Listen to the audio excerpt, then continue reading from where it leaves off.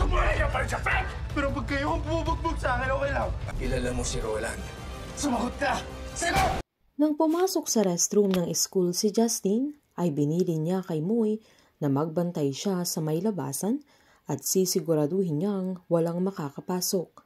Pinanood niya ang balita kung saan nanindigan si Nadia na hindi totoong nagtutulak pa ng droga si Roland, na sinaad pa niyang huwag nilang sisirain ang pangalan ng binata, at nanindigan siyang nagsisinungaling si Gilbert, na naniniwala siyang nagbagong buhay na si Roland at naniniwala siya sa mga pangako ng kanyang anak. Habang nag-meeting naman sila Divine at sinaad niyang ang ganda ng tandem nila Eleazar at Rafael sa pagiging presidente at vice presidente, at sa mga sandaling yun ay ramdam niyang may winning tandem na sila. Habang giniit naman ni Mercedes na parehong sagrado ang lalaban, na baka i-accuse sila ng mga tao ng nepotism.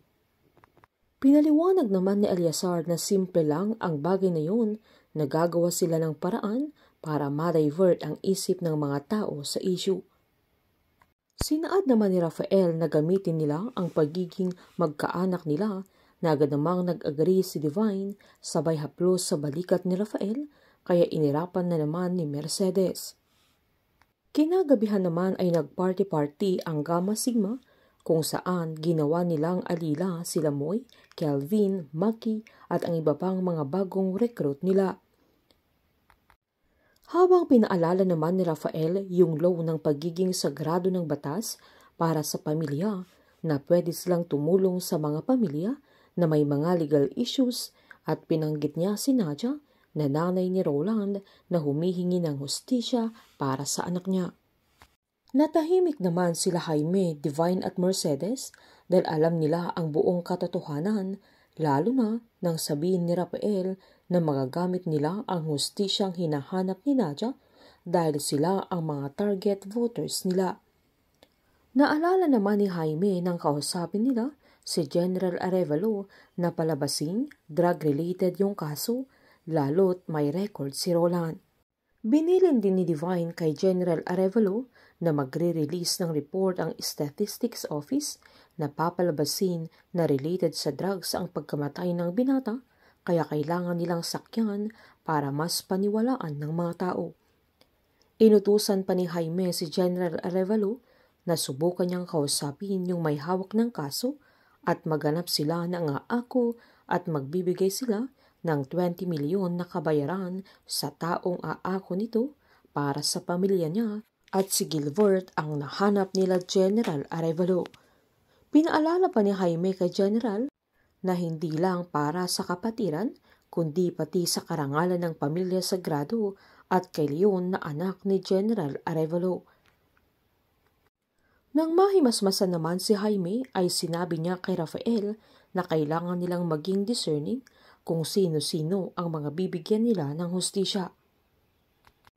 Habang salita naman ng salita si Maki, habang nag-aayos silang tatlo, ay naggalit at lumapit si Leon dahil hirap siyang umintindi sa role nilang walang magsasalita sa kanila. Sabay kinuha niya ang mga kamay ni Maki at pinaso niya ng sigarilyo, kaya napasigaw ang binata. Sabay binili niya sa mga grupo nila na ang kamay muna ni Maki ang magiging ashtray nila. Pinatigil naman sila ni Justin sa mga sandaling yan at sinabing tigilan na nila si Maki, sabay inutusan na lang niya ang binata na kumuha na lang ng pulutan nila. Palihim namang nilagyan ni Moy ng yelo ang mga palad ni Maki.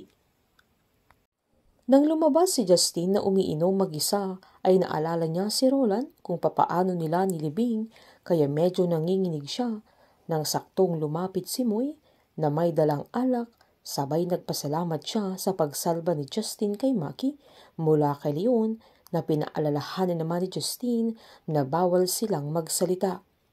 Dahil sa kalasingan naman ni Justin ay tawa siya ng tawa habang nagdadrive nang pauwi na sila ni Moy, na natakot pa ang binata dahil sa bilis ng pagpapatakbo ni Justin, na nahalata pa niyang parang gusto nang bumaba ni Moy, pero sinaad niyang alipin niya at utusan ang binata at lahat ng ipapagawa niya ay kailangan niyang gawin.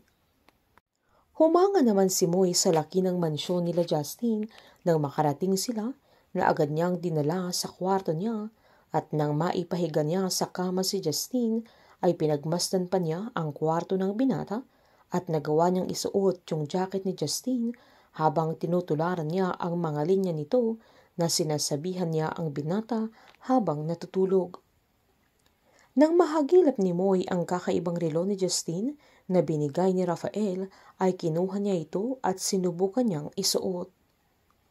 Saktong palabas naman si Rafael nang nakita niyang bukas ang kwarto ni Justin kaya pumasok ito at nagulat siya nang makita niya si Moy kaya napasigaw siya na magnanakaw ang binata.